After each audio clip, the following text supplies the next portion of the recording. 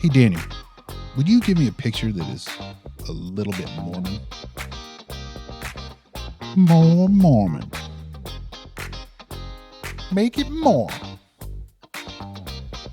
Make it more Mormon. Little bit more. Just a teach more. Yeah, more. Well, guys, welcome back to the Extra Mo Show. We had a pretty awesome show last time. My wife came on, was able to interview her. Interview shows are fun. I enjoy them. But we're going to do more. I think I've lined up a few. We'll do some more. I wanted to just shout it out to the group in the comments. If you know someone interesting, or if you consider yourself interesting, DM us. Just throw it in the comments. And we'll reach out to them actively and try to book them for the show. But today is going to be a little bit different. This time, it's just going to be us trying to figure out how to stay in the right mind when maybe things aren't going exactly your way.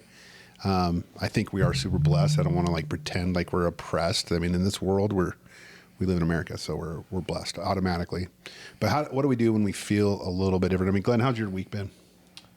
It's been a tough one, like a week and a half. I've actually been going through some crap, real life crap. So real life crap. Real life, just middle-aged dad crap. Husband. Middle. So you think you're going to live to be over 100? Or 60. So it's slightly past middle age. I was thinking about the other day. It's like middle age for me was probably 20 years ago. Well, I don't know what they're called 95th percent of age. I don't know what that's called. Anyway, it'll be an extravaganza when we have one of our funerals on. Are we going to film it and put it on the Extra Mo Show? I think it'll be amazing. But I think all jokes aside, send us some ideas. Today we want to kind of riff. We're going to go over some historical stuff. I think that's always fun to kind of dig in a little bit. Dive into evidence. But also, as we feel the spirit, we're going to go down any rabbit holes we think. We'll try to be a little more constructive, a little more deliberate. But Daniel, you got a question for us? I do have a question for you. Why aren't you on camera, you handsome devil? Because that's my MO. I am behind the scenes. He's a mystery man. Put your shirt back on. Yeah. Well, it's for your inspiration. Yeah. He used to be a swimmer in high school. I still ate cupcakes for dinner. I did. I'm not going to lie. And now I feel guilty. That's what diabetics should always eat for dinner. Mm-hmm. Yeah.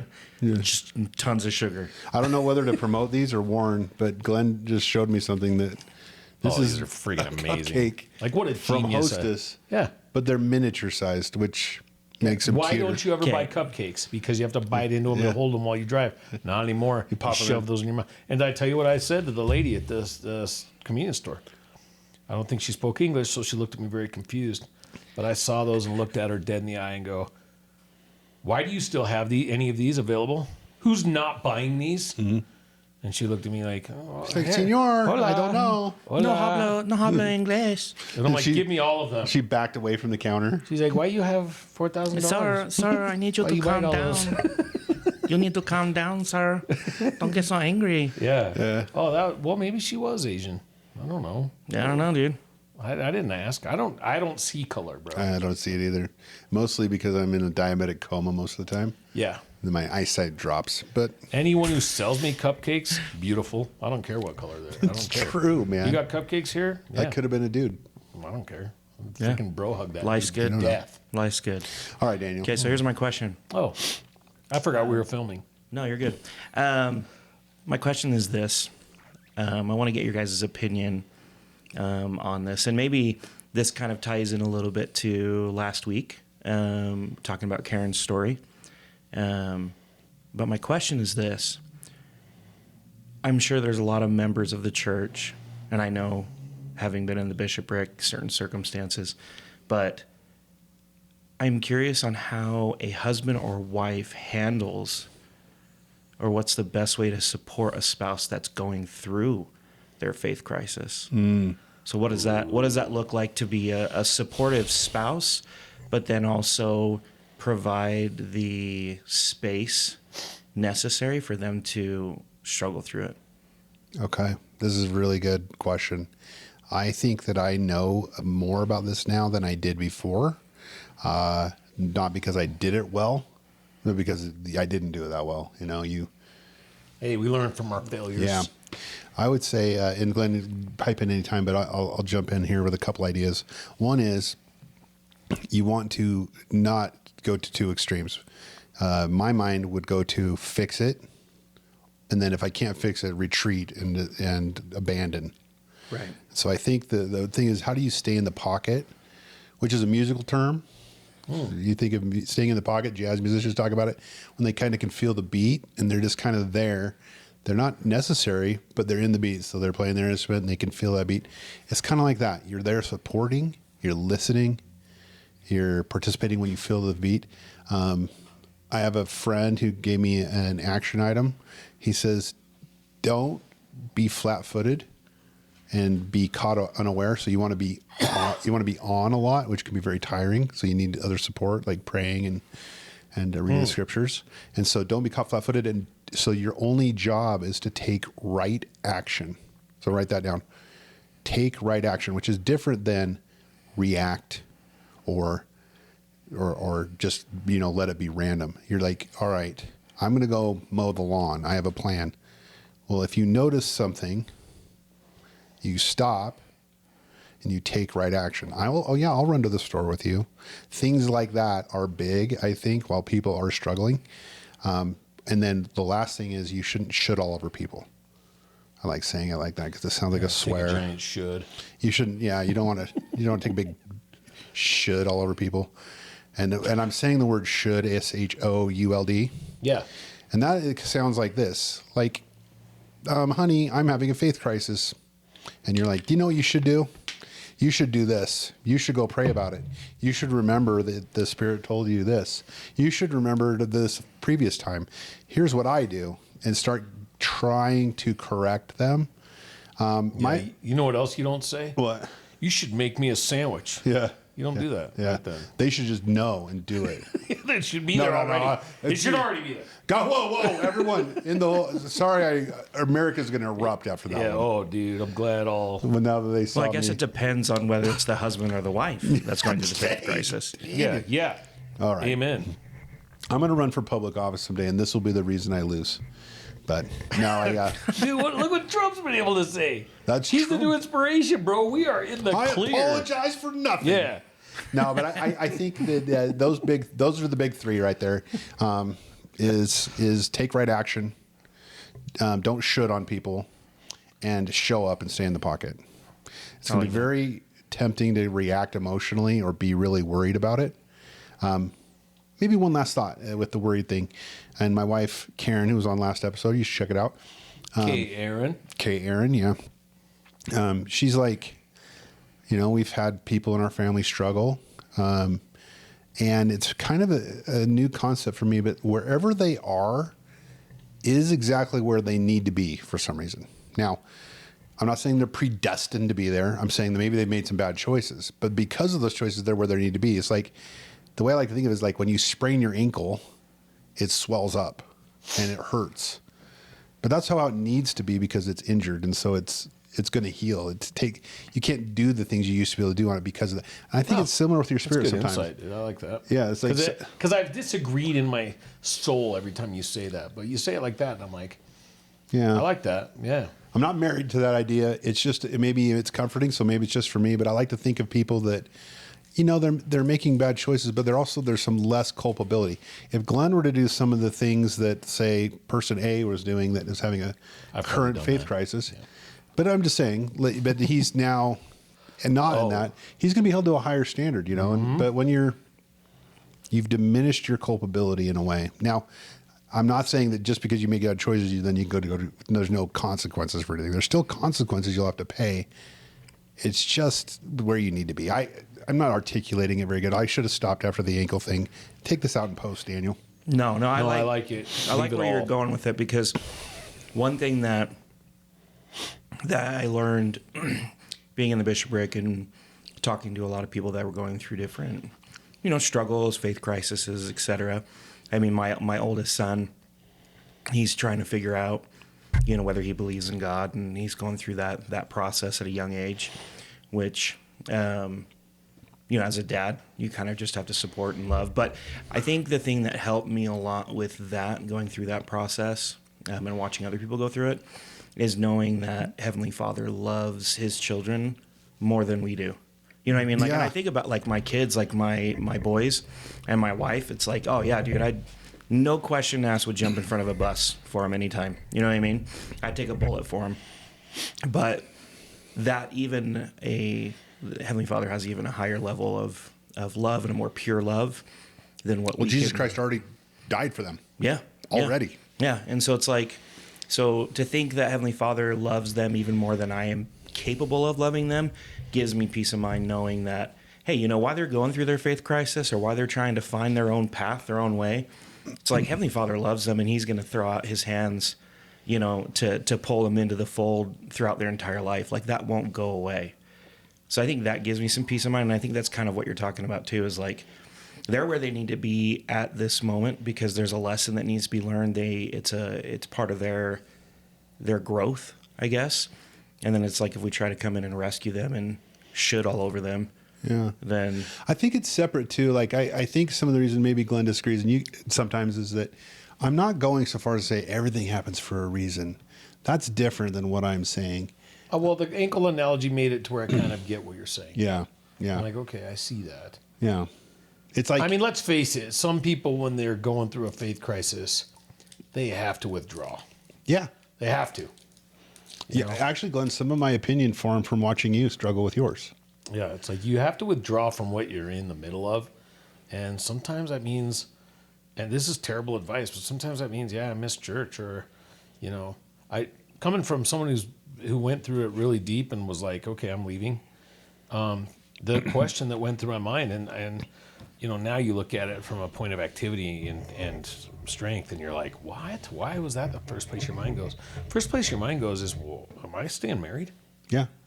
Like, are we staying married or we're holding this family together? Because if I don't believe in all this stuff, well, then it means I don't believe in temple marriage. Yeah. And then if you don't believe in that, we're not going to be together after this life. And marriage is hard. And so why the freak am I still doing this? Like it, and I honestly didn't know I didn't ask her if she was going to leave me. But if I left the church, I see these women in church whose husbands have had a faith crisis and left, that they go by themselves. And, we've all seen 10, 20 of these over the years. There's like one left maybe or none, because it's like, it's so hard to do it with just one. But how do you help your spouse? I don't know that my wife could have done anything for me other than say, I'm not going anywhere. I love you the same. But what hurt me was really not believing that. And it's nothing my wife did. I was just like, dude, why would she stay with me? Like, right. And so that really isolates you to where you're like, I'm just going to be alone in this. And my wife does only love me because of our faith and eternal marriage. And you do start thinking, man, that really pisses me off about the church now. In a place of having been in a faith crisis, you take that out on the church. You're like, so wait, my wife only loves me if I'm a good Mormon? Right. And bro, it's hard. Can I ask you a question on that? Exactly. Yeah. So you tell me that it isolates you.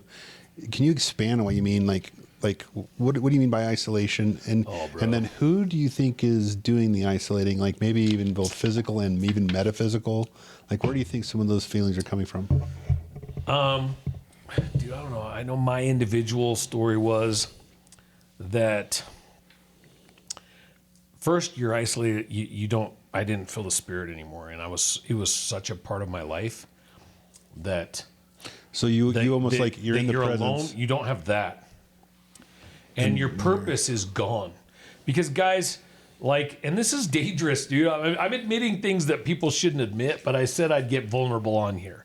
So if the only reason I am a good person at all is because of my faith, I'm not. You've told me, Glenn. You've told me the reason many times. The reason I do these things is because I am obligated, and it's my duty. It is my duty to. I think people could diminish that, but I've always respected you for that. Well, and don't get me wrong. I find great happiness in the gospel. I find joy. I find fulfillment. Right. I am not to the point of spiritual righteousness and, where we want to be, that Right. I do righteous things out of a love for righteousness. I'm not quite there yet. Do you laugh at fart jokes? I just Good ones. It doesn't even have to be a joke. If it's just a loud, good one. No, okay, fair enough. No, so it's like, dude, what can your spouse do? Here's what I'm saying. You keep your faith between you and your God, and you let your spouse work that out, but you let them know, I'm here for you. Don't make them think the first thing, well, if you leave the church, you're leaving the family, you're leaving the family, you're leaving us, I'm leaving you. Like, and people are going to maybe wonder, what's he talking about? Who would do that? You'd be shocked. I think it's very common. It's a common, man. Like, I think too, like, kind of my question too a little bit is about, I've noticed with people who have left the church, and they'll say comments like, well, my neighbors quit talking to me. From the outside looking in, I do think there's some of that. I really do. So I don't want to discount that. But I also see the person who's having the faith crisis pulls back. And they might feel, well, maybe it's that spirit thing you're talking about. They had the spirit or they felt the spirit. Now they don't. And so because they're isolated, they pull back. And so then it's almost like a self-fulfilling prophecy where people are like, how do I talk to them? They're having a faith crisis.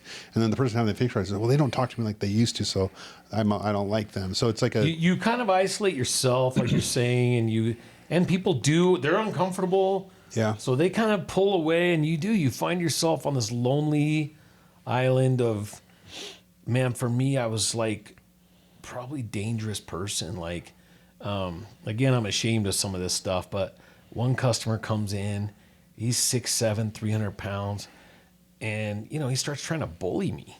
Mm-hmm.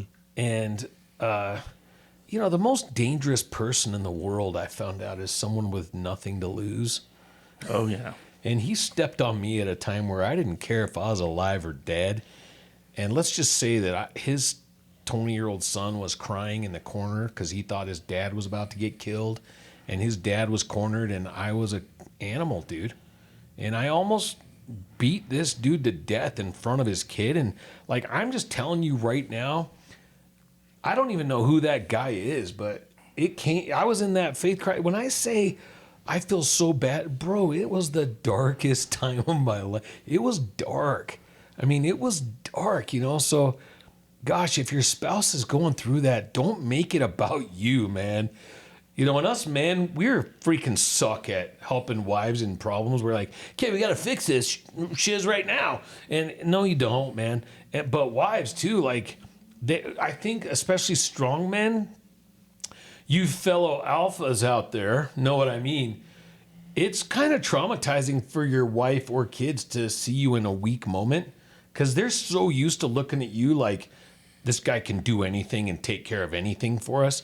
And when they see you like that, it kind of freaks them out. They're like, right, who is this person? Just stick it out, man. Like, don't leave your spouse or child or not let them come over anymore, or because it's awkward. Those are the ones that break my heart where I hear, and then, some of the Exmo content, there'll be comments in there, and there's like, my dad, when I decided I left the church, he told me never to come back and stuff. And I can't even imagine it, so I want to doubt it, but I'm sure it's happened, right? Oh, it's happened. Yeah. Let me tell you something, man. And it breaks my heart because that's not, it's not the gospel.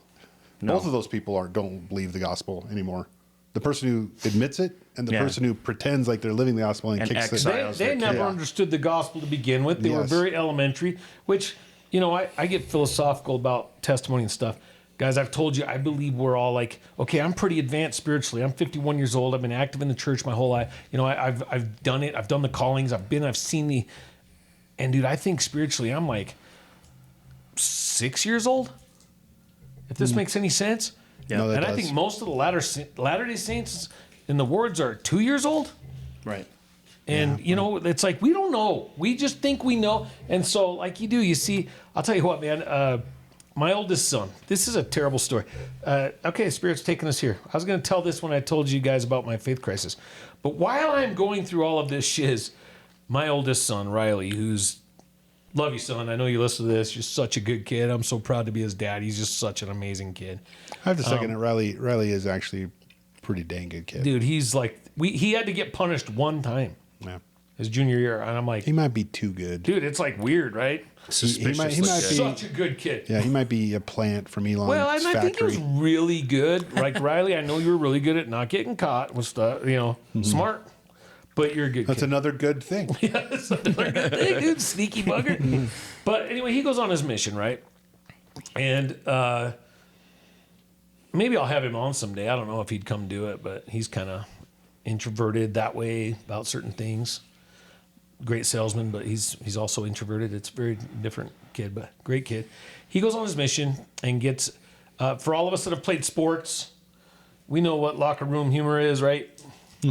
Like I've I've heard of it. I've whipped dudes in the shower that had to get stitches on their thing, I've seen the blood, right? Yeah, things get crazy, dude. We get crazy, Bro. right? Wow. Group shower, yeah. Did that to a kid in the MTC too. He wanted to have a towel war, and I said, "Bro, you don't want to. I've been to military academy." Yeah. And he's like, "I'm amazing at this," and I filleted him, dude. I just ripped him wide open, and I'm like, "Sorry, bro." You literally asked for it. And And we didn't get sent home for the MTC, but anyway. So Riley, bullying was way more accepted back then. the MTC, dude, we were crazy. Were you guys? Oh, yeah. You remember? I was 92, so it was like. Do you remember the? We took all the tubs, the towel tubs, and we put them in like the Tree of Life shower room and turned all the hot water and filled the the tub- group showers. Yeah, filled them with water and then got in them Kids like these hot days, tubs. kids these days don't know my what gosh. how awkward that is. Yeah. I told my son about that and he's like, he goes, "That's gay."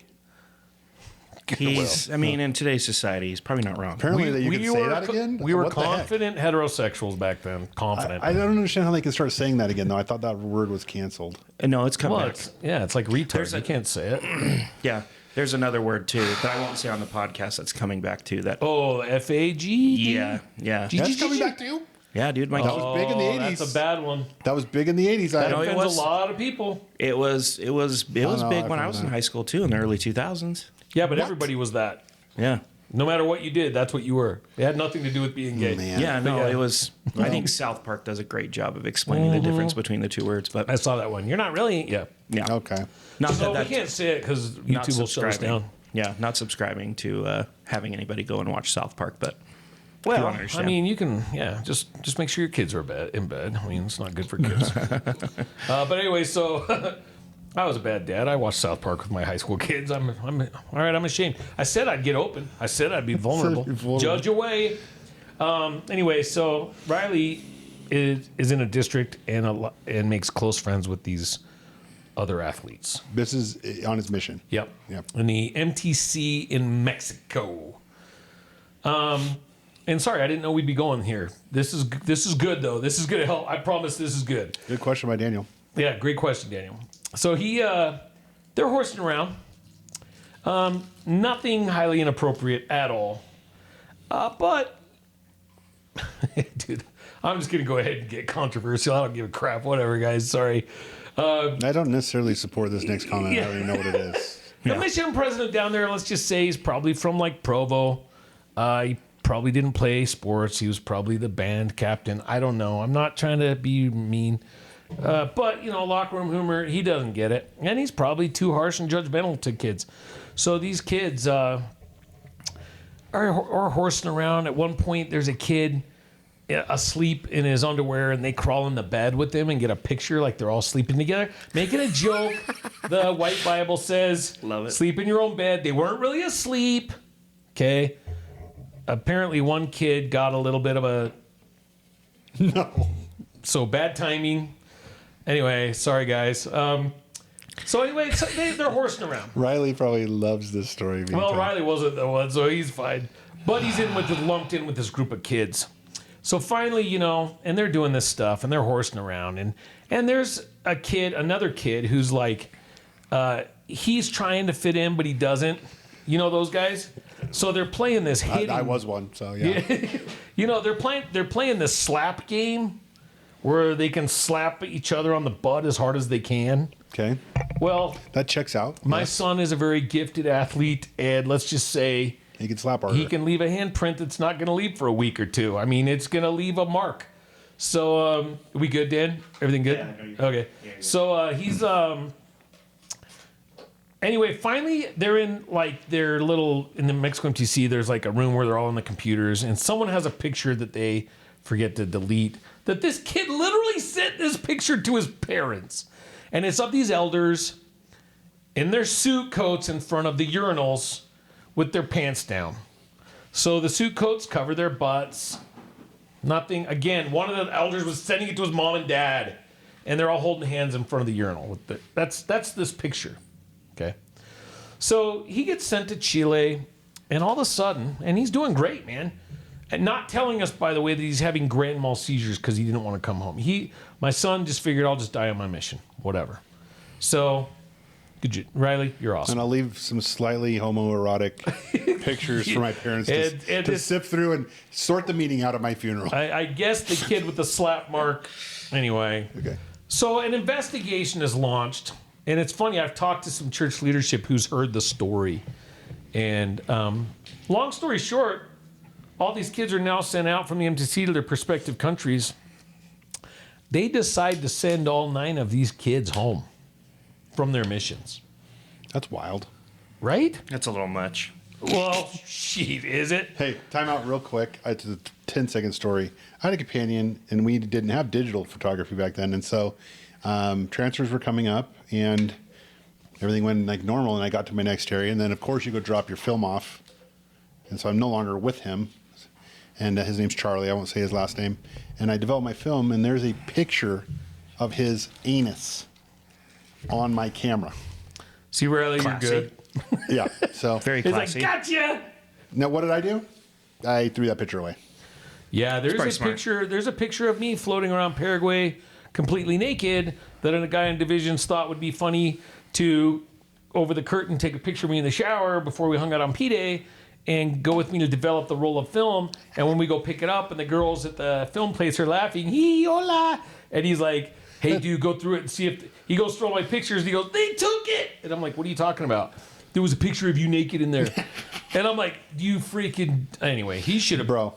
Elder Horton, you should have been sent home for that. Yeah. So anyway, these 9 missionaries get sent home, and it's tragic.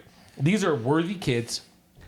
They're the kind that are alpha. They can knock doors. They can confident. They're leaders. They can teach the gospel. You got to be pretty confident to get in bed with another guy and take some pictures. These are those guys, and yeah, you got to be confident. Anyway, it was really hard for my son. I mean, he was one of the 9, and he comes home and he's crying in the airport. Dad, I promised you I'd come home with honor, and it makes me really sad just to think. This is while I was having my faith crisis. So if you guys want to know how pissed I was at leadership of the church, let me tell you, as a father, and I know not all of you fathers can say this, and that's okay. I fostered a relationship with my kids where they trusted me more than anyone. So, and their mom, but they would open to me, my boys. And my son they would never lie to me ever about anything of consequence, right? Like, were you home on time? Yeah, okay, they would lie like that maybe, but they would never tell me a lie. So I interview my son. Are you worthy? Did you mess up? He's like, Dad, I don't know what's going on.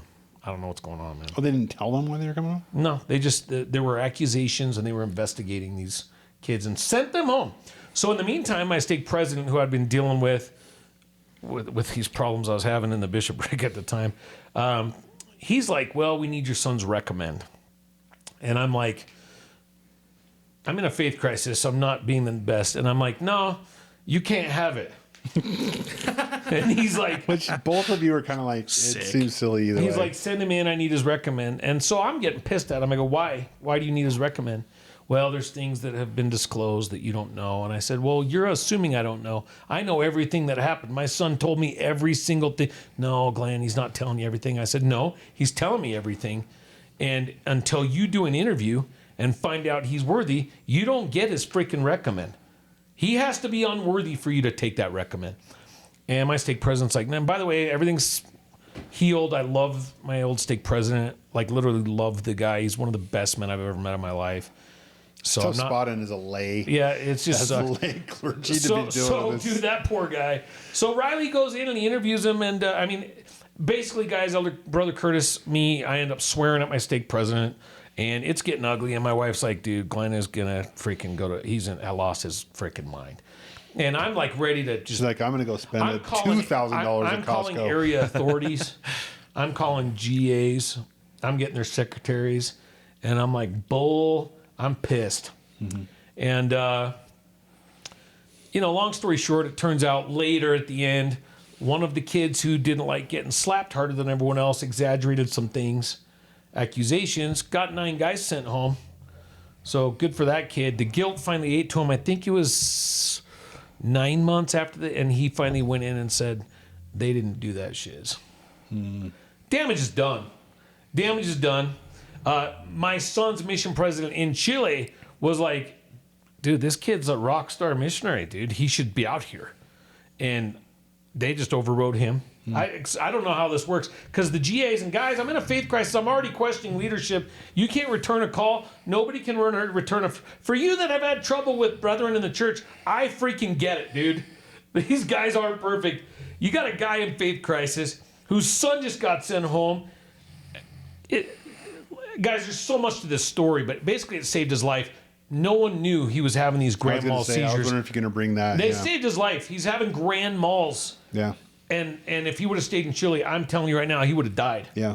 But because he's in anyway, saved his life coming home. Well, my outside perspective, I remember this happening, and you would tell me in bits and pieces. So it was like I was putting a patchwork quilt together of this story. And I remember we were at Denny's, and you finally at the end, you're like, I think you'd actually got the riddle. That's a whole nother story about how you got. But you kind of solved the riddle with Riley, and you kind of broke down and like I really believe this whole thing was inspired. Yeah, saved his life. Which is interesting. Granted, I don't get the other 8 kids that got sent home. All these kids came to my house one night, and in the one eternal kid scheme, shows it doesn't up. matter.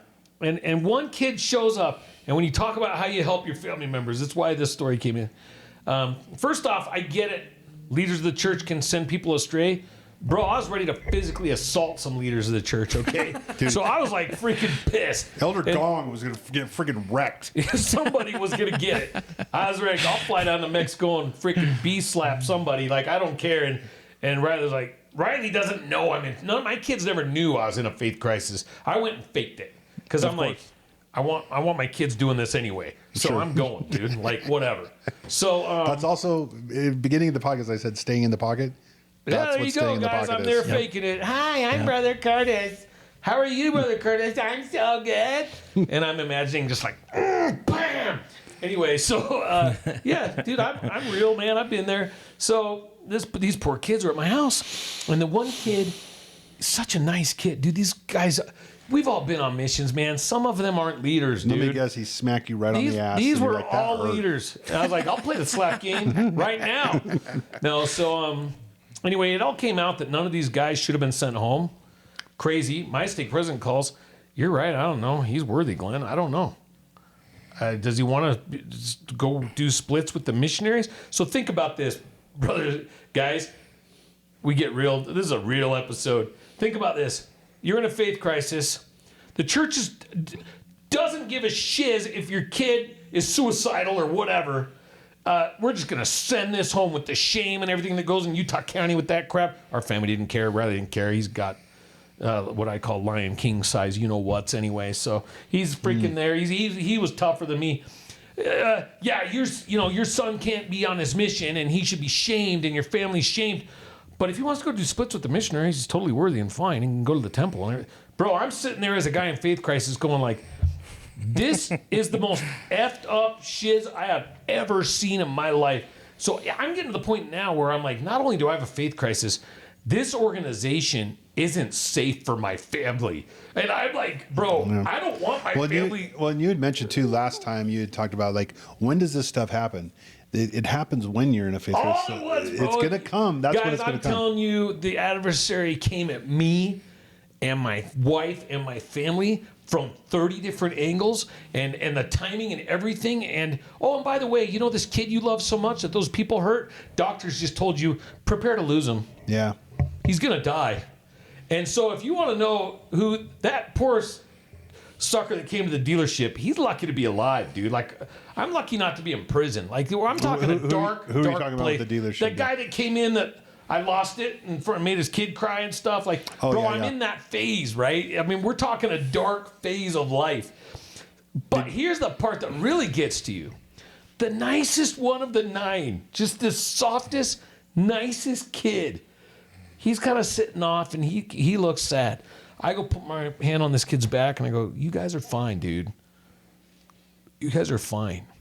And he gets a little emotional and goes, yeah, my dad's a stake president in Bountiful. And I'm like, that's okay. I'm sure he's teaching you. No, I'm not allowed in my house. Gross. I have shamed my family. I'm living in the old minivan my mom let me have.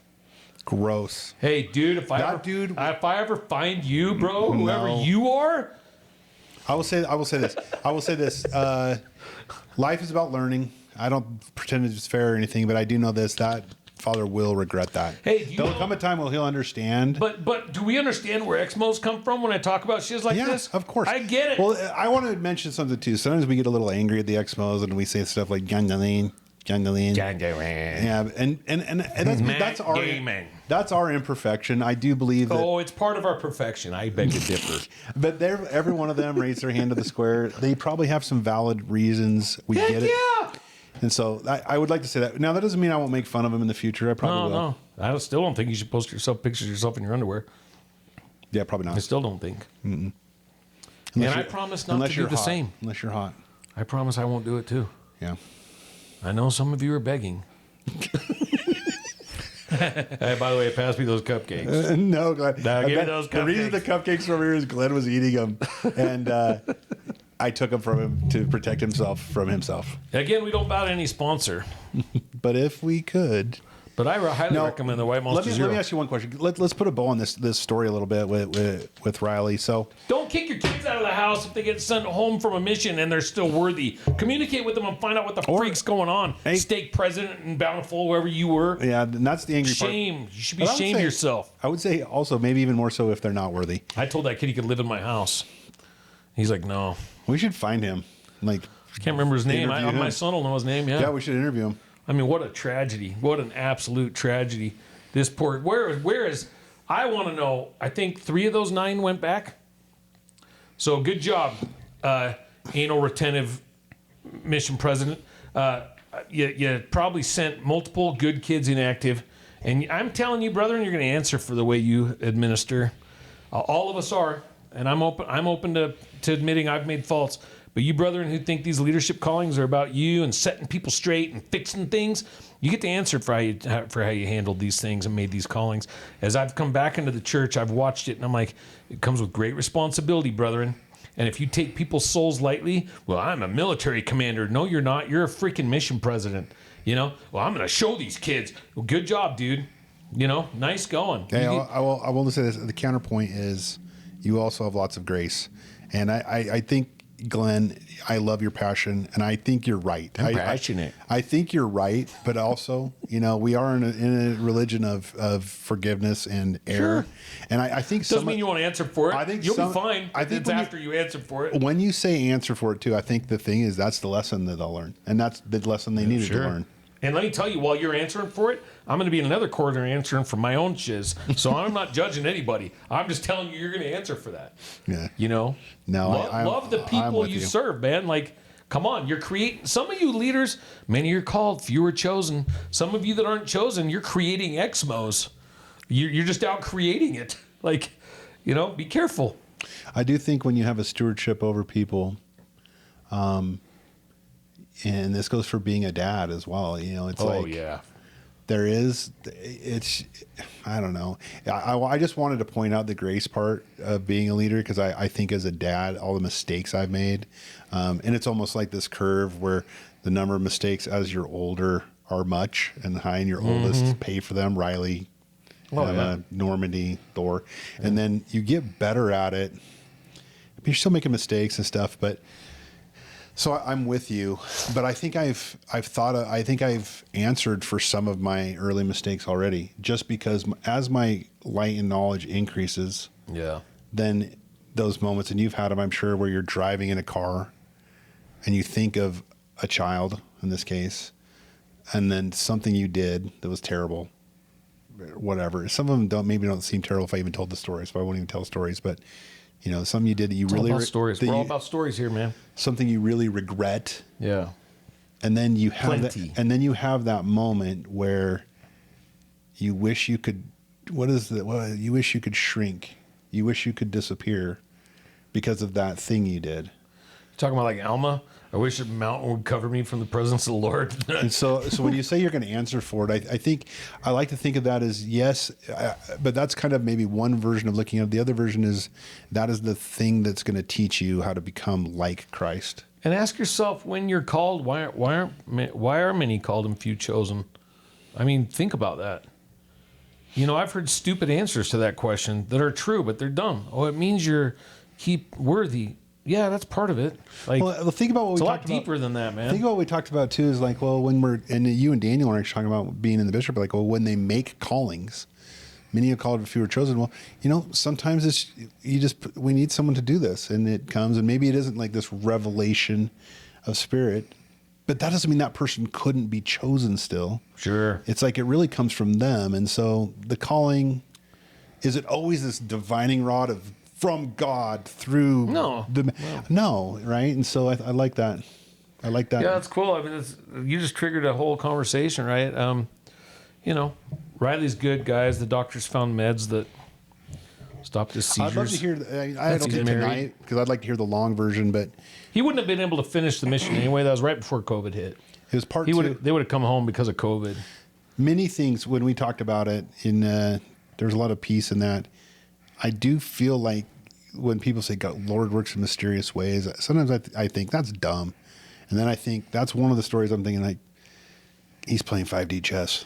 We were He looking was at playing 5D chess before Trump was. we were looking at this building to lease for another business idea that me and this buddy of mine had.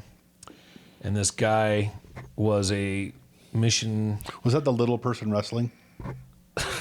Yeah. Yeah. I can see Little Glenn doing person that. basketball Oh, okay. with the dunk contest on the Nerf hoops and stuff. We're pretty That'd be excited so about it. sick. Yeah, we'd shoot them. The dunk contest was shooting them out of a cannon, seeing if they could. Cosmo Cougar would just throw him through the hoop. There you go, dude. Like, see like if they it. could dunk their whole. Anyway, I would have paid to see it. So, yeah, well, we didn't have enough investors for that one.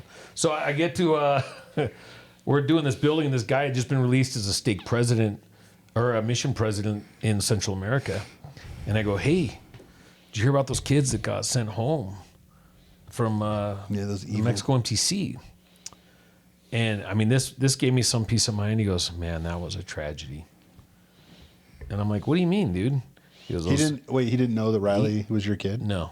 He goes, yeah, that shouldn't have happened. So that was a peace of mind. And then another guy, I mean, the Lord gave me these little things. Another guy would come in, and I did sell him a car, I think. But we started having these spiritual discussions because he had just been released as a mission president. I asked him, I was in my faith crisis still, and he didn't know. But I asked him about, what would you do as a mission president if you found this picture of these kids and if there were these accusations? And so I guess part of the reason they got sent home is because this happened in the I would've MTC. laughed. And then they went to 4 different missions. So they couldn't get to the bottom of it or whatever. Which is so weird because none of it had anything to do with worthiness. It's so weird. But anyway, he goes, well, I probably, if I have to answer for anything as mission president, I try to make sure nobody got sent home. You'd have to do something pretty grievous to get sent home. And I'm like, yeah, dude, all the crazy yahoos on my mission, one kid got sent home, and it's because he was banging his, he was having relations with his... Making love. Making whoopee. sorry, brothers and sisters. Some of you are in the ward. Maybe listen to this. Sorry. Brother Curtis does they know. Look how many kids they have. In bishopric meeting this Sunday, I will apologize. They Mormons. I used to have a non-Mormon friend. He'd always say, you know what I love about Mormon women? You know they love it. Because look how many kids they have. And I'd be like, freaking dude. Shit. That was in Oregon too. like, So it was like, I was the only Mormon. Yeah. I was the only LDS person in the whole freaking... You're like, it's because LDS guys get special training, bro. We're amazing. I was just Anyway, sorry. what a weird This is take. going off the rails. But anyway, so he came in, and this guy, and he was talking to me, and yeah, one kid got sent home for having relations with the maid. One kid. Mm-hmm. And we had guys doing crazy stuff. Dude, I got double transferred in an area where I cleaned up Jack Daniels bottles and tobacco tins, and that dude didn't get sent home. Yeah. That dude had another chance. I mean, isn't the gospel? I mean, honestly, in all honesty, though, the gospel should be about second chances. Oh, it's totally that's what I mean, it it's is. literally And the third gospel. chances and fourth The chances. plan of salvation is like go to earth, and Screw you're up. actually set up to screw up everything. Yeah. Then I'll send this dude down. He'll cover it for you. You'll just keep getting second chances until you learn enough to then return to live with me. And if Yeah. you can take care of finding out as Amazing. much as you can in mortality, the spirit world in the next life will be easier. And if you don't, it's going to suck. But even after that, you get second chances, third chances, fourth chances. Yeah. Like, dude, I am here to redeem you and make you like me. So, Yeah. and guys, I don't believe Heavenly Father's a failure. So I think it's all going to work out for us. But we can make it easier on ourselves. And yeah. Well, could we do this, Glenn? Could we jump into maybe some that book? Because I love the book when you kind of read to us from it and give us some facts. I just think we're riffing so good right now on experiences. I mean, I don't know. I can. But man, this is just awesome. I think you should hit us with a few, to be honest. Let's do it. Okay. Yeah, one real quick though. Yeah. One thing that I want to say. Yeah, I'll just take in another swig of this. kind of listening to your guys' conversation. One thing that I don't know, as a parent, I've done with my kids, and I'm not saying that this is the right way or the wrong way or whichever way, just for everyone to hear and critique if they want. I guess But leave in the comments if Daniel's a good dad or not. yeah, put it in there. Put it in there. And then just don't tell my wife. Do you want to know the score after these comments? Because we might get a comment. We'll put if it's only one comment because of all our listeners, and it's bad, Should then we put a poll? Then it literally Yeah. means you're a bad dad. Poll whether I'm a bad dad or not. But this is what I've done is when my kids have like struggled going to church, or I've struggled, or my wife struggled, whatever the case may be, I've always been very open about it with my kids. Smart. You know, like when they're like, "Oh, like why aren't we going to church today?" And I'm like, "I'm just not feeling it." You know, or my wife's like, "Yeah, mom's not feeling it today."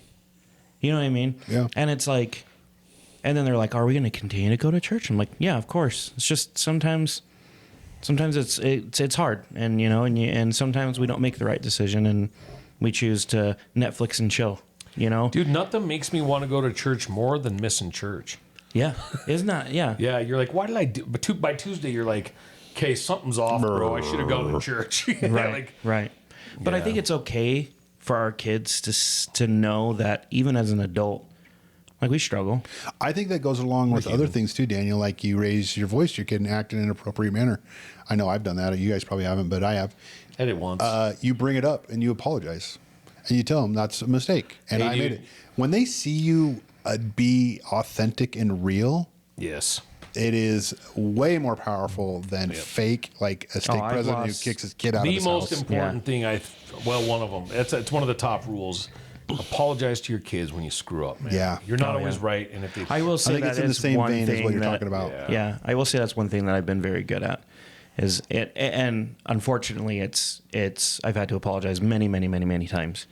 You know, I lose my cool and freak out on one of my kids, and then 5 minutes later you realize, oh, that had nothing to do with them. That was 100% something I carried over from my stressful day at work or finances or life, and then you take it out on one of your kids, and then but I think that's I don't know. I think there's a lot of power to showing your children that like we are imperfect and that it's okay that we're imperfect even as adults, so that when they get older and they realize, hey, I'm going to yell at my kid and I screwed this up, but now I've got an example of a father that was willing to apologize and willing to take ownership of the mistakes that he made.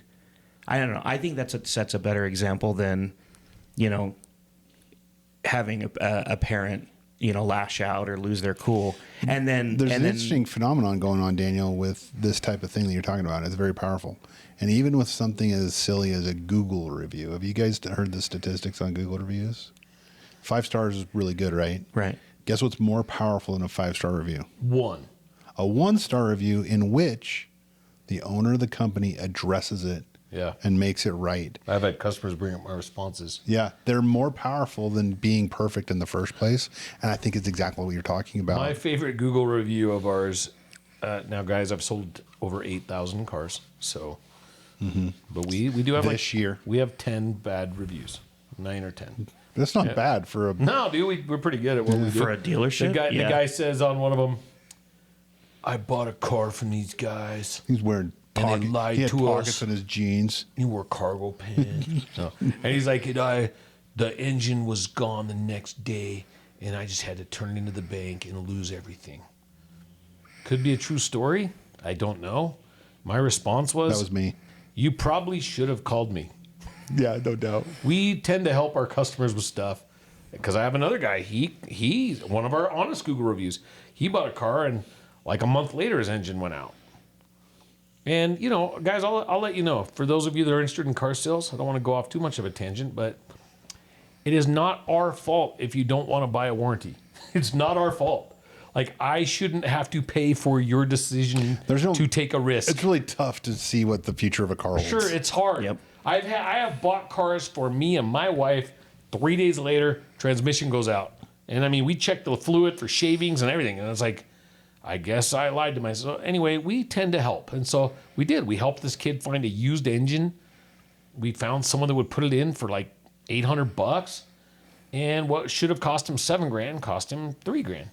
And his Google review's honest. He's like, yeah, they kind of screwed me, but they were good guys and they stepped in. So anyway, yeah, those bad reviews have done great stuff for our business because they see my response. I think kids see that too. And your kids see it. And your neighbors see that too, you know? I think about it sometimes that your next door neighbors and they can hear you yelling at your kids and stuff. Dude, my house is built by some kind of freaking moron. Our neighbors can hear everything. Like, I worry in the bathroom. Man, the neighbors are going to know I ate Taco Bell again. Oh, no. They're like, oh, don't walk by that house. Yeah, they could hear everything. Like, you know, Oh, man. But yeah, that's cool. That's, yeah. Being authentic, being honest, being open. Apologizing, owning your stuff. I mean, you don't want your kids to see you too weak, right? I mean, if I want to miss church, I never told the kids, it's okay to miss church. We just went on a trip. We're going away for the weekend. Yeah. Why? I can't take it this week. We've had this planned. Since when? Yeah. Mom and I had a surprise that we planned a year ago. Yeah. So. It was when we started fighting 15 minutes ago. Yeah. And it's an argument about who's going to get the kids ready, and I don't want to deal with it. And, Yeah. Oh, yeah. I will We've all been also say for our listeners, there's been so many Sundays I can't count where I'm like, I just don't want to get up and do this today. That have just been like the best Sundays ever. Like, Oh, dang, yeah. I felt the spirit so strong. I'm so glad I went. I'd be lying if I said that I didn't like struggle with that every Sunday, where I wake up and I'm like, man, like even when I was in the bishopric, I was like, man, I just want to especially you're like, cool, church I don't from wanna get up 6:30 in the morning till 4. This is awesome. I already worked 6 days this week. Hey, but don't forget, we don't have a band or anything either. So it's like 6 to 4, really the most boring church in the world. Yeah. And then we'll wait for the 3 of you that still don't pay tithing on the internet to come in. And we'll count this stuff and fill out these reports. And then we got to I drive, went and now to we the have to bank. drive to the bank. I I'm went like, to- I went I to was the- telling the other counselor, can we just go teach them how to log in and do this? Can we just get there? No, Brother Curtis, no. Yeah, I went to the bank and I hear this lady. She's like a million years old, and she's in the lobby. And all of us actually used to work at a credit union. Yeah. And she's talking to the teller. The teller's like, "Yeah, we can get that for you, but it could take a little while."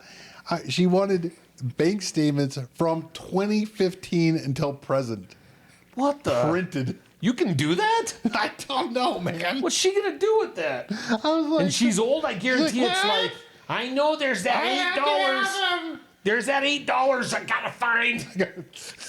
I know that in 2015 or maybe 2020. Yeah. I got $113 that I gave to my 17 grandkids. And I want to make sure that they all got the money that we had earmarked for them. Because one of them told her mom that I gypped This in will that take year. me 17 hours. Yeah. Okay. It's like the lady in front I'll of me wait at here. Harbor Freight that turned and yelled at me because she was digging through her crap for a coupon for like 5 minutes. And I go, how much is the coupon? And she wouldn't turn and answer me. She just thought I was being the biggest prick ever. And the cashier turns and goes, $2. You're like, I'll And I pay just for pulled it. it out. And she's like 75. Sure. I pull it out. This is amazing, dude. And I'm like, here, I'll just give you $10 for the whole thing. and she turns and drops an F-bomb. F you! And I'm like, whoa! Oh, dang! Dang! The cashier's like, I don't even know what to do right now. And I'm like, I just got owned by this. Yeah, I'll wait. I said, whatever you're doing in life, it's working. You're a sweetheart. Go to church. Go to church, lady. You're mean.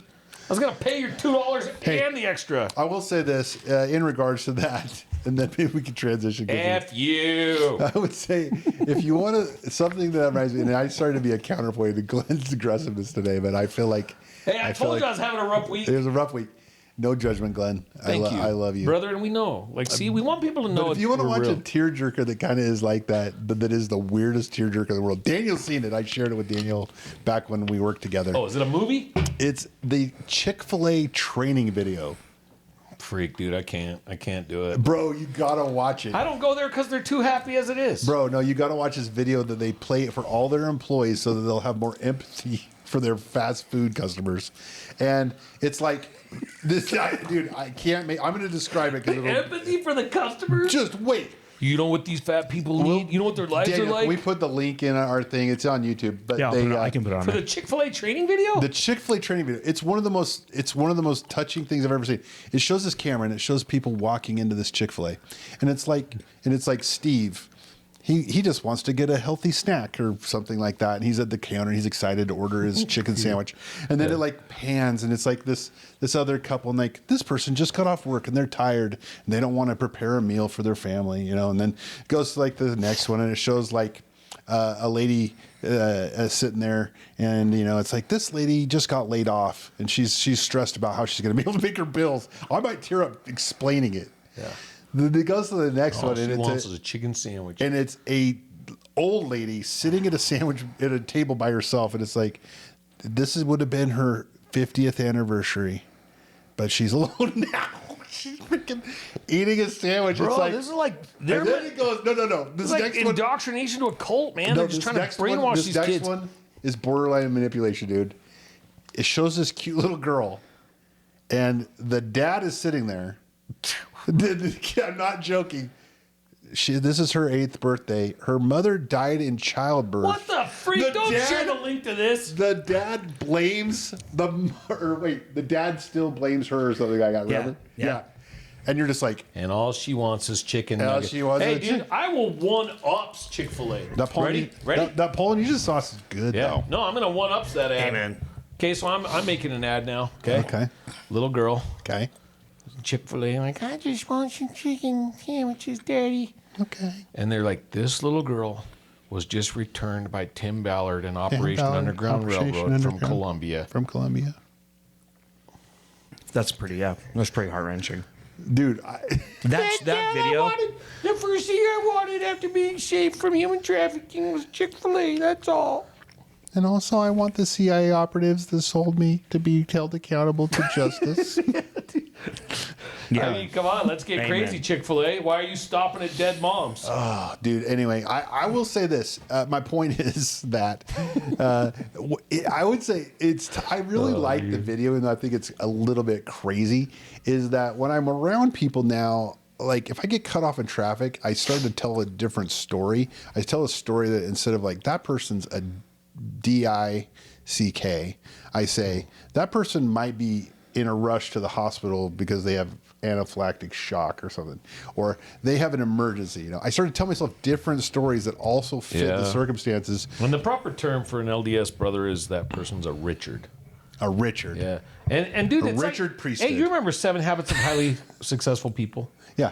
Remember that first opening I don't because I have read it, but it was like 20 years ago. I need to reread it. where the guys on the people are on the bus and the guy it kind of goes along with what Yeah, you're saying. yeah. You remember that? Yeah. The guy's on the bus. Vaguely. And he's just looking down at his kids. He's got like 6 Yeah. kids running around breaking shiz and just annoying everybody and all this person's judging like what a loser, dude. What a crappy dad. Can't control your kids, Yeah, loser. finally he yells at him. Hey man, we're all just trying to go home from work and we got to deal with this your crazy kids. Why don't you corral your kids? Yeah. And the dad looks up and he's got tears in his eyes and everything. He's crying. He's like, "Oh, I'm sorry.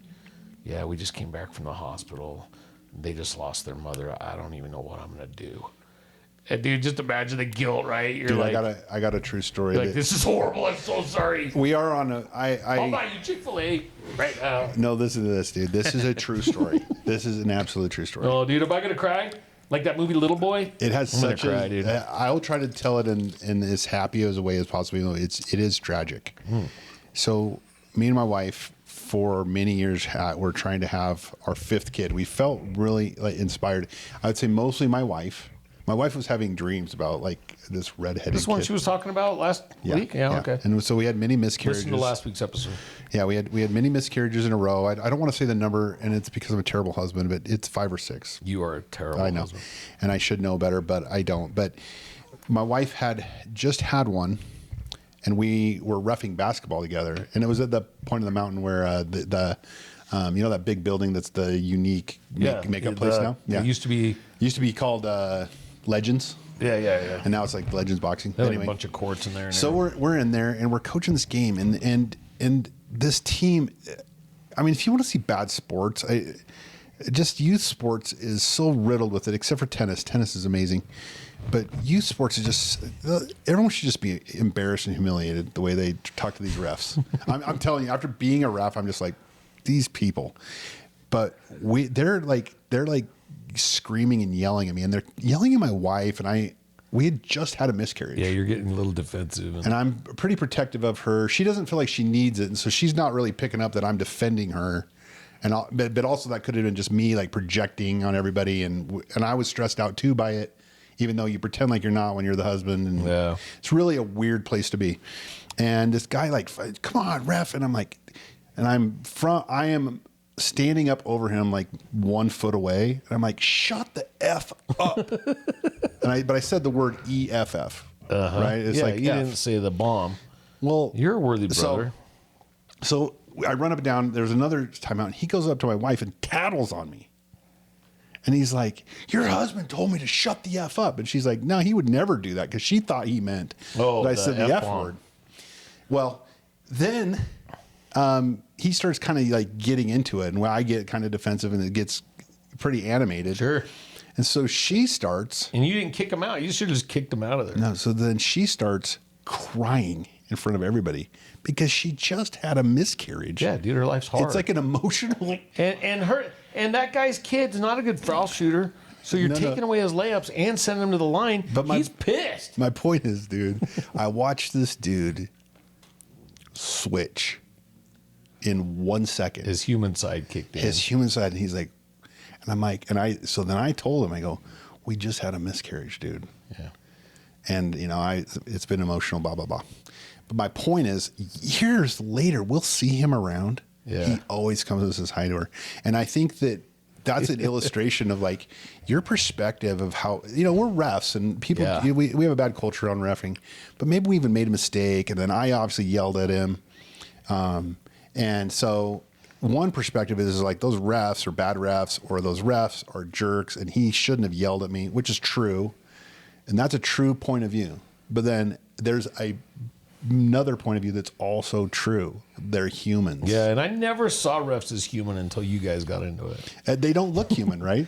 Yeah, and they don't seem human. I don't get mad at refs until I feel like they're taking stuff out on kids. I got another ref And I'm like, story. dude, don't punish these kids because you don't like that coach. It's not cool. And I know they do it. I know there's refs, they can't help it. So they start. I would argue they don't, from my experience, because guess what? They don't care. Well, some of them do. Maybe they do a little bit, but from my experience, most of the time, they're like, I'm going to get my check and I'm going to ref 10 more games. They don't care, especially if it's not like if they have like a tournament. They really don't care. They're there the whole weekend. Yeah, they're just like whatever. Brutal. They don't even know what time it is. Anyway, I got one more ref story. It's kind of funny. It's in this line of what we've been talking about, like how like leaders and how we treat people, and I'm in Lehigh and I'm just there to watch Karen ref. Yeah, and I'm sitting up in the stands, and they start. I don't know if she made a bad call, but it was controversial, so maybe some people thought it was something. And these people are just freaking tearing her a new one. Well, dude, their kids are going to play in the NBA, and she's getting in the way. Sure. And they're all it's a going to girls' be basketball millionaires. game, too. Yeah, these chicks are going to get, like $32,000 a year contracts from the WNBA, and your wife is getting in the way of that. And then Caitlin Clarkson just rain on him. Anyway, so I'm sitting next to this dude, and he looks like he's probably a bishop. He's got like the sweater on, the cougar sweater. You know what I'm talking about. One of those. His name is One of those guys. His name starts with an initial. He's like E. Richard Boner or something like that. Oh, wow. Yeah. And Maybe Donner. but you know what I mean. It's like Yeah. he looks like one of the guys. His hair is coiffed and it's just perfect. yeah. And he's just like you blah, blah, blah, you need to go back to Foot Locker. He's not swearing or anything like that, but it's just rude. It's like BYU so- BYU trash talk. And I'm just I'm by my, guys fetching suck. and he's got his wife and he's got like a few adult level kids there. Yeah. He's got gray hair. And I'm like, hey, and so I'm just like, hey, who are you guys here rooting for? They're like number 17 or whatever, you know. And I'm like, oh yeah, that's cool, man. You've been watching her for a long time. Oh yeah, all my kids play basketball. Yeah, blah. yeah, we're into He's it, just yeah. freaking talking, and he's super friendly to me, but he keeps screaming at my wife. Yeah, not knowing. Yeah. And then finally, I'm just gonna keep asking him. I'm Until he super asks curious. you, Yeah. yeah. He's like, oh, who are you here watching? And I'm like, that's my wife.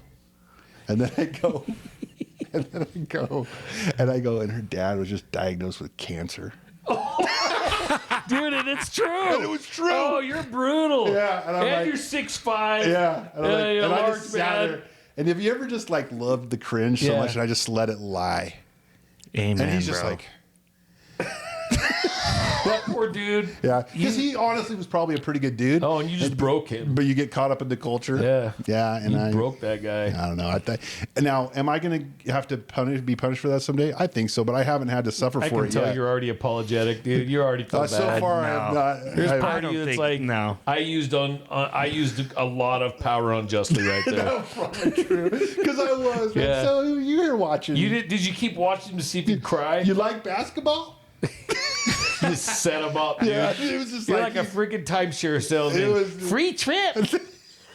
yeah, it was pretty bad. But I don't know, man. I think that.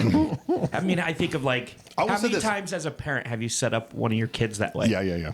You know what I mean? And it was for the daily? purpose of teaching them a lesson. Yeah. No, dude, that one's gonna go down. I didn't have a righteous intent in my heart, but I will say this: I do believe that to this day he That remembers guy that. hasn't yelled at another ref since. No. Like, yeah, dude, that guy's like done. Yeah. So He went home and was like forlornly Who eating was the dinner, girl and his that- wife's like, "What's the matter?" And he's like, We were "Am watching I the a girl. bad person." We were watching the girl when she was in high school who ended up playing at BYU. She played at BYU and she's like the rebound champ. She just barely graduated last year. Probably a Kafusi. No, she's a white chick. Jones. Smith. Yeah, no. Anyway, so it's been like 6-7 years, but I swear to you, he remembers it because he was like, Oh yeah. He's like, he didn't I even love that. apologize right away. He just couldn't even know what to say. He's like, oh.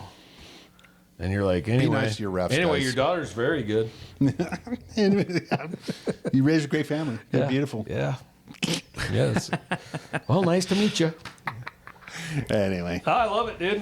All right. Well, we've had some good.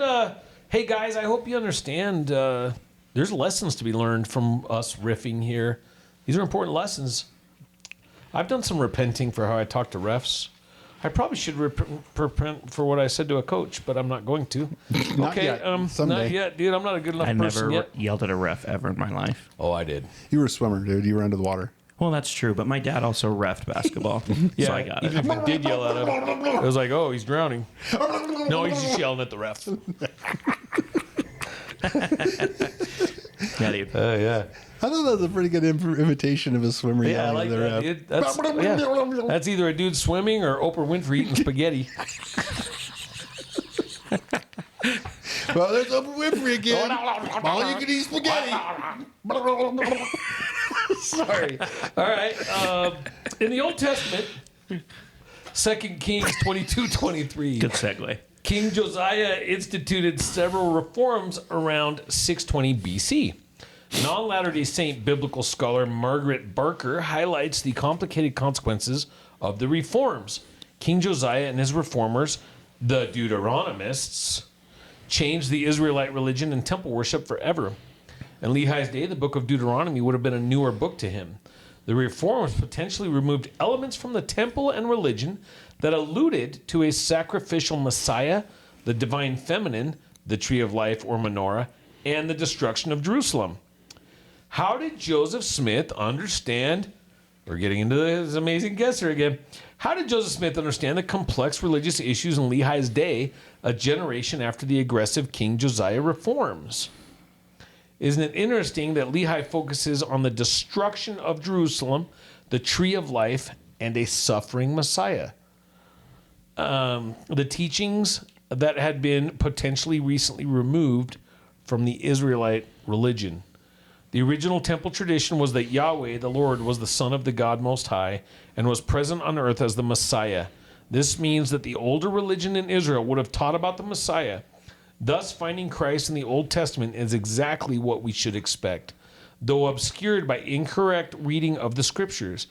This is, I suggest, one aspect of the restoration of the plain and precious things which have been taken away from them. 1 Nephi 13:40. So, meaning like they had taken some things out that he wouldn't have known about. Yeah. Right, basically. And then so it was translated exactly how these reformists had done it. Which, to me, that's really interesting because he wouldn't have known those things. They are plain and simple and were understood by generations of Christians, but then they weren't understood. And it is interesting too, just a sidebar, like how Satan manipulates the Scripture through. I mean, he got a hold of the Bible. Yeah. Did you have a lot of people try to Bible bash you on your mission? I was in Ohio, so I was like Bible bash central. And you're like, you know, it's kind of funny as you live in today's world where everyone's right because they can find a confirmation article from a confirmation expert. I will say you can kind of like, from my limited understanding of, I'm not super smart, but like you can find almost like in the Bible scriptures that contradict each other, all over the place. And in the Book of Mormon, they contradict. So it's like, I've been lucky. I've never gotten caught up in the Bible bashing trying to prove my point. Yeah. I've always just been like inviting people, like I remember I found out that the Salvation Army is a real army on my mission. You told that in one of these episodes. Yeah. And this guy, and I was like, is that the one they're going to invade Mexico with? Yeah. And he wanted to Bible bash with me. And I just remember having this really clear impression that this would be a bad move and to just tell him what you believe. And that's where It never accomplished it. It's just like debating on social media about politics. Yeah. What's the freaking point? You Yeah. know? Wait a second. That's super productive. Yeah. Daniel's like, hold on. If you get on Facebook and you just argue your point as if it's totally true and there's no way it can be wrong. I did lose half my Facebook friends, so you're right. It is beneficial. I will say sometimes I can't resist it when like on Twitter or something. I just have to make a negative comment. But now at least I feel guilty when I do it. Yeah, I tried to step away. I'm kind of done with it. Other than like, I don't know. I look at it like I think it would be really cool to have a podcast episode because I believe that there's spiritual ramifications to this stuff, like which we all know. We've all gotten tied up in that, and you're like, man, that was not good for me or anybody. That contention is just bad. And then the Peacemakers talk came out, and then that's when I was like, okay, man, I got to make some changes, dude. The Peacemakers talk. This is freaking. Like... I'm the guiltiest. I was like, I'm just gonna end myself right now. I was guilt-ridden. Glenn Curtis. Yeah. This talk is for you. This is for you if you're listening. Yeah, so it's like, I think a great episode on this show would be if we could have a couple of like liberals on here and a couple of conservatives. Are people with the same spiritual foundation able to discuss these things peacefully? Like, dude, I think I'm very conservative. I'm very, like, I think Trump's too far left for me. Like, I'm libertarian.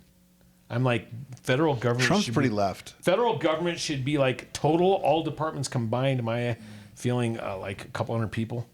Oh, wait, that wouldn't even cover all the senators. Fine, we'll cut some of that. Like, I'm just like, dude, okay, we need 3 guys running everything. And Steve, Bob, and Aaron. Yeah, and let the states do it. And, okay, the federal government runs the military. And their whole budget should be $1.5 trillion, and we should just cut everyone's taxes. Okay, so that's my I'm telling you that because it's like I would love to. I know these liberal friends that I fought with and that I feel guilty about. their intentions are good. These are good people. I've been to church with them. Well, I have someone in my ward. I just saw her Facebook, and she's very pro-abortion. She's very women's rights. I don't personally get it. I don't even want to talk about on here like what I think about that. But my point is that she's been in primary. She treated my family very kindly. Yeah. She's taught them about Christ. She's been an example of being kind. And so...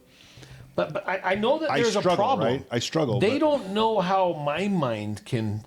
They think the same about us. Yeah, and I don't get it. I'm like, dude, if we could have a cool like podcast about... it's like an LDS Hanley and Combs episode where we're just like not necessarily debating, but we're just like, hey, spiritually, how are you? Like, okay, the abortion thing. I don't understand how an LDS person can be like okay with that. I just don't like. Other than in case, I'm along with the handbook. Like, okay, if the mother's gonna die, I think she should be able to take a pic. But if it's just an inconvenience, I just don't think it's spiritually okay to kill your offspring. Like, but good righteous people that I know are like, no, Glenn, I disagree with you, and I'm like, what? Yeah. I don't get it. I think it would be a cool episode to have like. We'll just go on like the street, go somewhere and talk to them. Yeah, like start and just filming and just find them. Are you? Yeah. And then we'll bring them together. And be like, hey, what do you guys think about abortion? And then they can just talk. And then we're like, okay, how can you reconcile that with your faith? Or like, I'm not even picking a side here or anything, but like, I have friends that are good, righteous people, and they're mad at Doge. And I'm like, well, hold on. You don't want them to find wasteful spending? Like, well, it's just because they're Republican.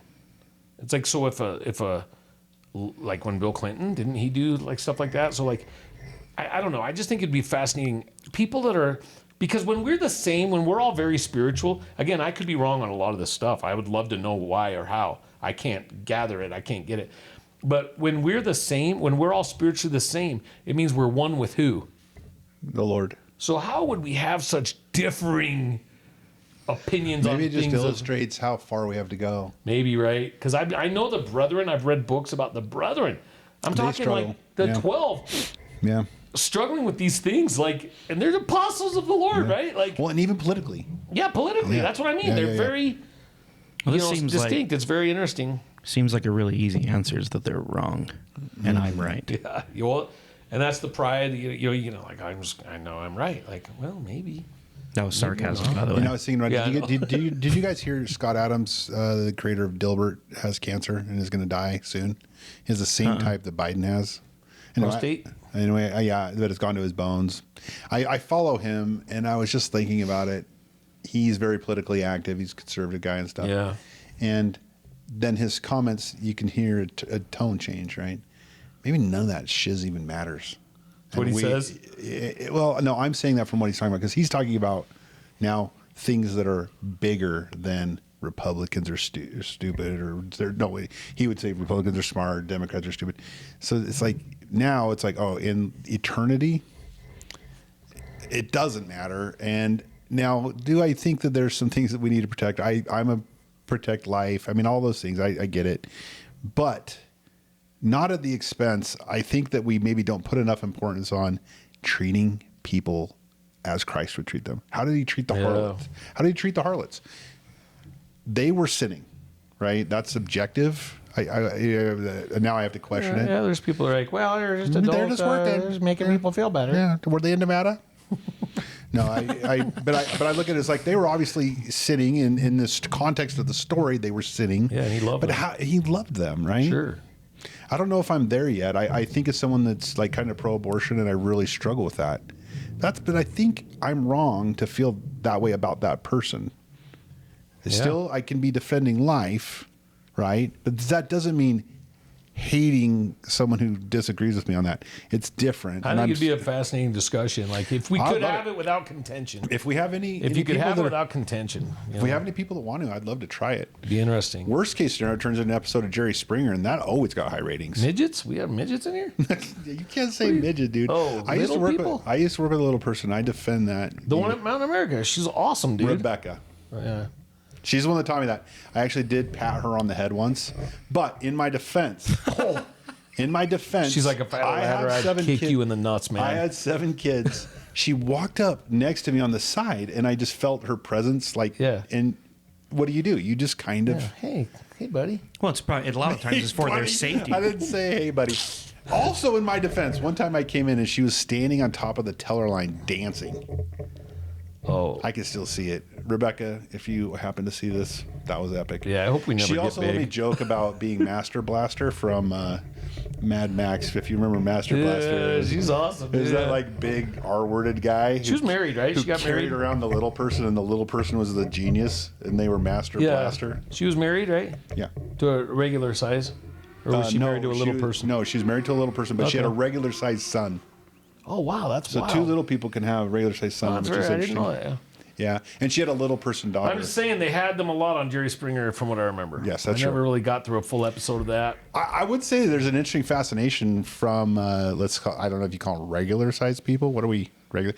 I'm supersized. Supersized with little people. You're enough. And, You're enough. and obviously, there's tons of shows about them and that get great ratings and stuff. So anyway, Rebecca, I got your back. We don't say midget. Yeah, Rebecca, you're awesome.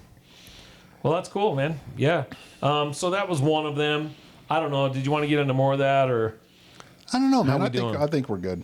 I think we're good. It was a short episode. I think there's some powerful stuff in there that we talked about, and we were just having fun and riffing today. But there's some valuable lessons. One, I mean, the story about my kids' mission and those missionaries and that faith crisis and leadership making mistakes. Like, again, Exmos, I get how you can be created in the mistakes of the true church. Like, you know, and then you run into some CES letters and, you know, some crazy stories about polygamy that, you know, are half truths and out of context. And I get it, man. You're just like, what am I even doing? What am I don't even doing feel with this safe stuff? there. But my question for you is, and then this is, it's Sunday morning and you don't even want to get out of bed. And you're like, you know what? Maybe I don't believe in this yeah, stuff. maybe it's not. And, you know, and so here's what I don't understand. And if any of you want to send a message, like, what are you doing to, because I'm sorry, like as a member who I can say I know the church is true and the gospel's real and the covenants are real, like, and there's a bunch of flawed people in it, especially me. But what are you doing to fill that?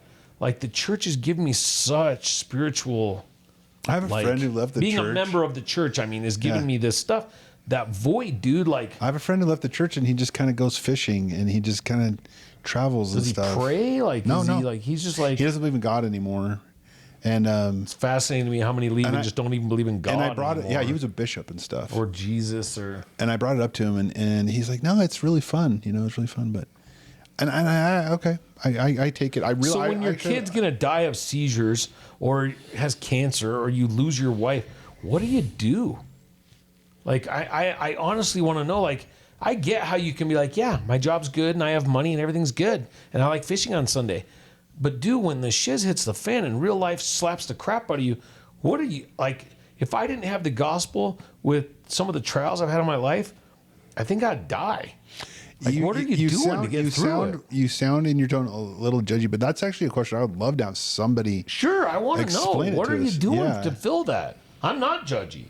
I know that when I was in my faith crisis and not believing, like, I was like, bro, what do I have? Yeah. I have a marriage, which means what?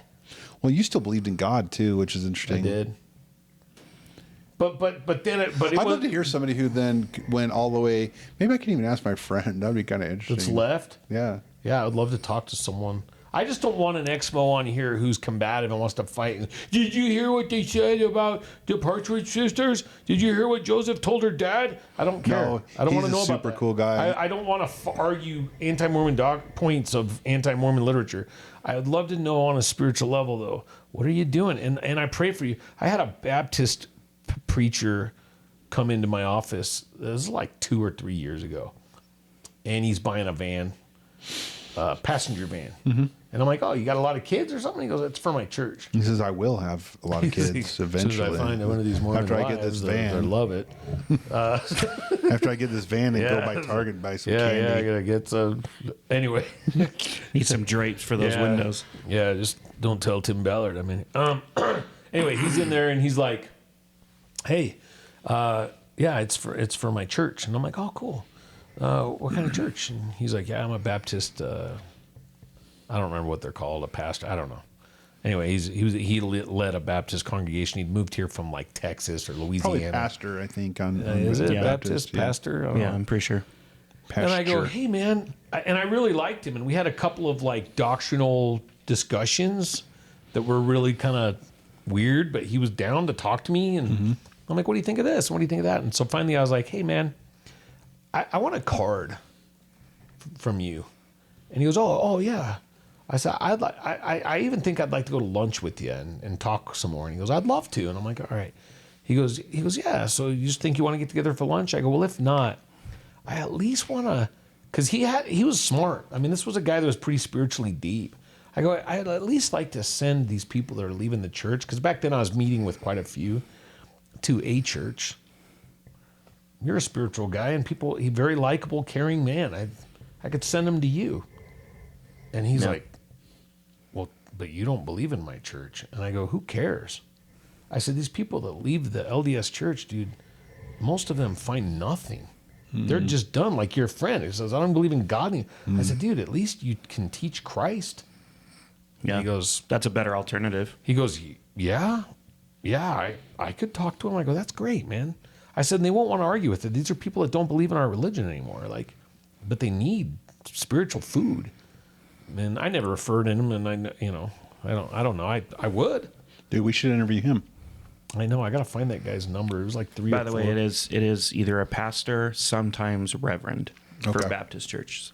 Ooh, I'd go by Reverend. I'd go by Reverend Run. Dude, that's sick. And then there's the one that almost fought me on Temple Square.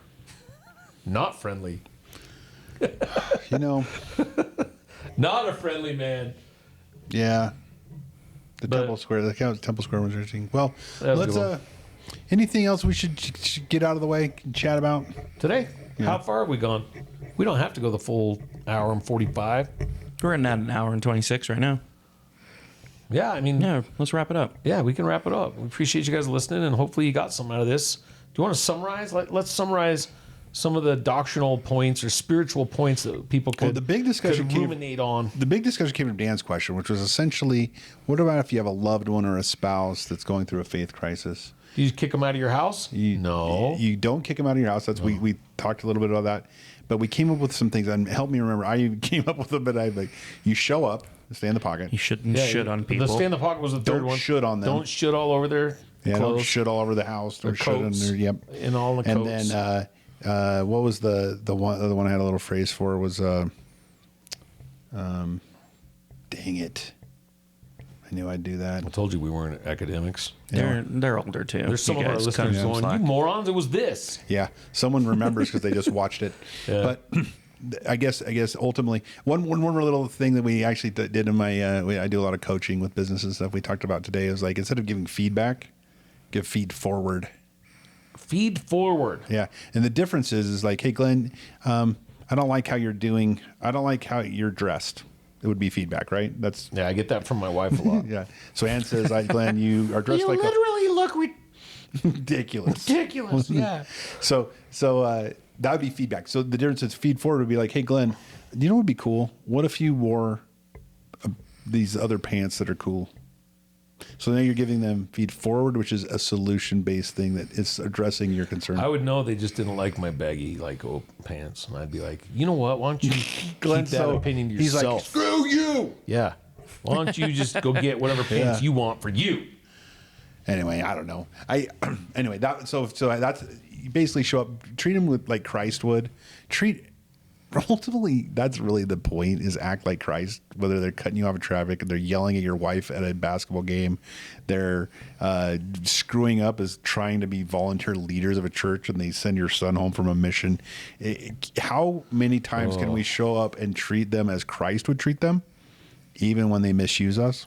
That would be. I think that would be the theme. right? I think that's the theme of today. Yeah, I love that. We get, just remember, because someone's calling is a leadership calling, Doesn't mean they're leader. it doesn't give you a pass to lead. You got to lead by example. Yeah. And one guy, I've told plenty of people this. especially in Manti when they would all not go to church because they felt the Spirit. Well, they had to go ride their side by Yeah. sides. I told a lot of people this. I'm like, man, It's my life goal. I was There's like, no well, doubt. I was like, what are you gonna do? And the Lord's like, but I wanted you to go and show them how to do it. Yeah. You know, what are you gonna do? And he says that. Oh man, I don't know, Brother Curtis. Hey, I want to end with this. I want to say something. Okay. As long as we're And then we'll wrap up we're right after riffing. this. He said something earlier that for you, we did a little parenting coaching today, which I think was awesome. He said something like, "I'd take a bullet for my kid." And I'll tell you a quick story about a guy that he was, in and out of activity. He defriended me now, not defriended me on Facebook. I mean, like he won't talk to me much anymore because I offended him. But he was asking my opinion, and I don't know if you know this about Bro Curtis, but I'll give you my opinion. Don't ask unless you I'll want give to you my opinion. And he says, he's like, yeah, dude, Glenn, I want to be a good dad, and so he was coming back, but then he left church, and because his wife was drinking. I want to be a good dad, man. You know me. I would do anything for my kids, man. And he gets teary, and he's passionate, he's emotional. Glenn, I'd die for my kids, man. I'd take a bullet for my kids. And I go, like, oh, sorry. Dan, Hey, Ron. Yeah. will you make sure you actually delete that? Yeah, I got you. His name out of there, and Travis's Key and Peele version of the name. That narrows it down to like 25 names. Okay, so I said, dude, any parent would take a bullet for their kid, like almost any of them. That's easy. You can be a very sub-average. There's some parent. days where I wish I could take a bullet for anyone. Yeah, just like, oh, you're handing out bullets. Is anyone giving Why away don't you out aim bullets? over here? I'm wearing a bright Miami shirt I got in Miami. Just hit this one. Yeah. I said, but man, like you won't do anything for your kids, so stop lying to yourself. No. And he's like, Dang, bro. yeah, and he's like, what? I said, this is coming from a place of love, bro. Like you won't do anything for your kid. You sure as heck won't get up at 8 o'clock, get everyone showered, put on a shirt and tie, and get your butt to church, dude. You won't do that for your kid. So you really won't do anything for your kid. Man. I would do anything dude, for love. You won't quit drinking for your kid. But I won't do that. Won't go to church. I know I won't get dressed. Oh my gosh, dude! Now I get why Karen stays with you. I just got excited. Yeah, like dude. I did, man. I'm Meatloaf. Like, that was I've been freaking training to beautiful. be Meatloaf for like That was- years. Yeah, Simon Cowell, get on here, Extra Mo Show, T Money. Anyway, so yeah, guys, if you want to live for your kids, make the sacrifices that matter, man. Let your kids see you being a valiant, worthy, good man. And I love that, Glenn. doing stuff that you're not comfortable doing. I love the message of the worst thing in the world isn't dying. So saying you can die for your kids, the worst thing, there's way worse things than that. And so protect your kids from that. Or like being married to Oprah. Dude, Yeah. that's horrible. I would get married to Oprah for my kids. That's how much I love them. Yeah, and I mean, there's probably an allowance you'd get. Stedman seems okay. Does Yeah. he? Seems like I mean, he's he fine. seems. Does he? He's like. That's tough. Well, on that note, we appreciate you guys. On that note, Yeah, we appreciate you guys. on that note, On that note, Stedman. thanks, Glenn. I love a lot of your comments today. Daniel, way to kick it off with a good question. We didn't Yeah, even. Daniel, that was excellent. And we want to do more of this. We are here. We're imperfect. Honestly, mostly the reason I come is to help myself become a better husband, a better father, a better follower of Christ. And I hope that I can bring some of you guys with me. And I appreciate Glenn for, kind of having this dream and kind of putting this stuff together for it. As we go through this, we want to expand and do more things that you guys would enjoy. So if you want to be on the show, you think that you have some compelling reason to be, please send us a message. If you want to nominate some other people and have us just reach out to them, put it in the comments. But as always, like, subscribe, comment. That's how we can grow this thing and maybe touch a few more lives. We're already starting to get some feedback from people that are thankful that we're here, which is surprising. Yeah, because we have 100 faithful listeners. Yeah. And I'm telling you, we probably wouldn't do it anymore, but we keep getting these. Yeah. I got a call today. Yeah. The Karen episode, man. Thank you. I'm like, wow. Yeah. all right, we're helping people a few of them. So Yeah. I mean, things that I'm really interested in kind of learning is I love meeting people and learning about their conversion stories. I think whether you are, I would call it a traditional convert where you were born not in the faith and then became a member, that's a cool story. But everyone I know, that have even were born in the church, at one point they quit relying on other people's testimonies, or they had a faith crisis or something, and they've come back. And that story is just as compelling to me. So like, subscribe, share. We want to get out there, and we love you guys.